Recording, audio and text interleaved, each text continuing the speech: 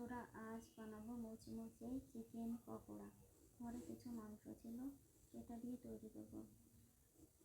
লবণ দিয়ে দেবো, আদা দিয়ে দেবো, পেঁয়াজ দিয়ে দেবো, রসুন দিয়ে দেবো, তারপর একটু মরিচ দিয়ে দেবো, সানরাইসের মিট মশলা দিয়ে দেবো। আমি লঙ্কা কম খাই, তাই লঙ্কাটা দেওয়া হয়নি। যার যার ভালো লাগবে সে দিয়ে দেবে। কেওড়া জল দিয়ে দেবো, ভিনেগার দিয়ে দেবো, দিয়ে ভালো করে মাখিয়ে নেবো। তারপর একটা ডিম দিয়ে দেবো, ডিম দিয়ে আর একটু মাখিয়ে নেব। মাখামাখি হয়ে গেলে একটু হলুদ দিয়ে দেবো কালারের জন্য। তারপর চালের গুঁড়ো দিয়ে ভালো করে মাখিয়ে নেব। আমার একটু কম হয়ে গেছে, তাই আমি আর একটু চালের গুঁড়ো দিয়ে দেবো। তারপর মাখিয়ে ঢেকে রেখে দেবো। আধা ঘন্টা পর উঠিয়ে নেব।